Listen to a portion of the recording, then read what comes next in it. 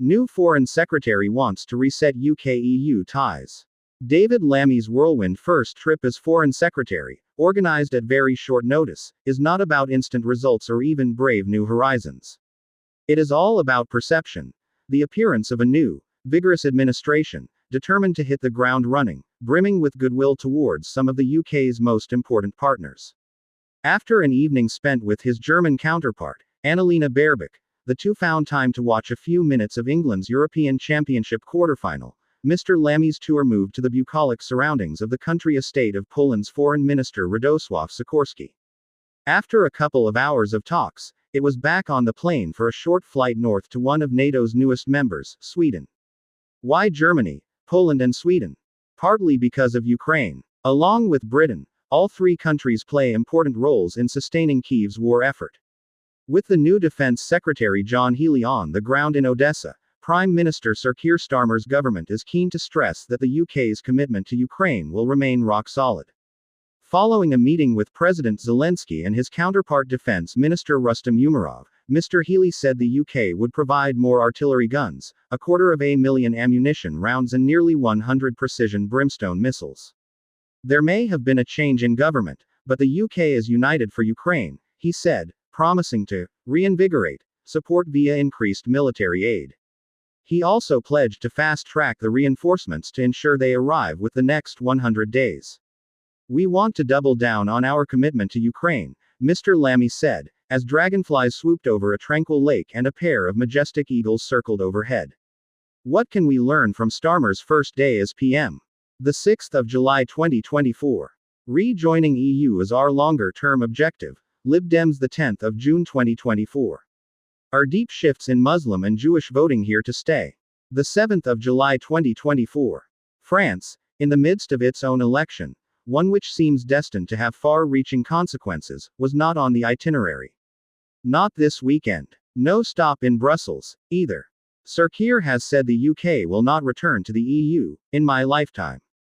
But Poland and Sweden are both key European partners and fellow NATO members. Good places for the Foreign Secretary to start exploring the outlines of closer future relations.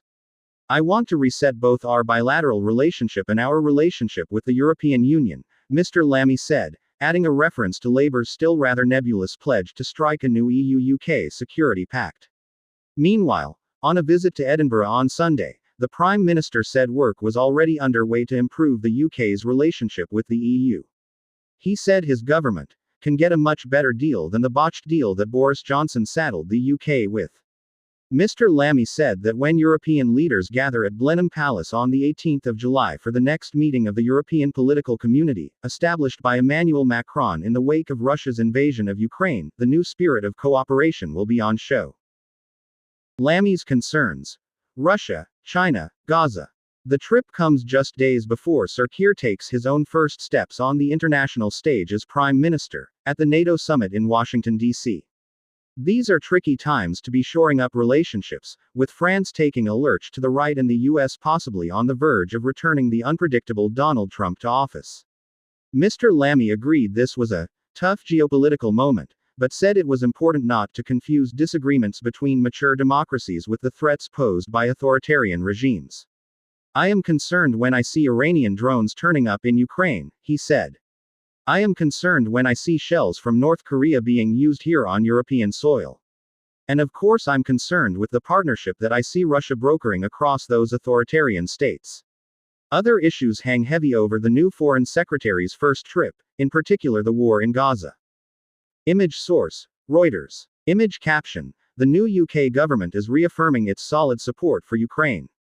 In Germany on Saturday, Mr. Lammy spoke to the need to strike a more balanced approach to Israel-Gaza. It is not clear exactly what he meant, but with ceasefire talks apparently poised to resume, finding a way to end the Gaza war and revive the Arab-Israeli peace process seems destined to consume a large amount of diplomatic time in the coming months. For his part, Mr. Lammy's famously Anglophile host said the relatively new Polish government shared something in common with the incoming Starmer administration.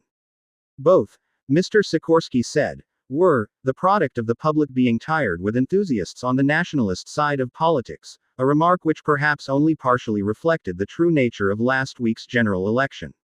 Mr. Sikorsky said he looked forward to a more pragmatic approach from Britain to its relationship with Europe and said the two ministers had discussed some creative ideas of how to further that.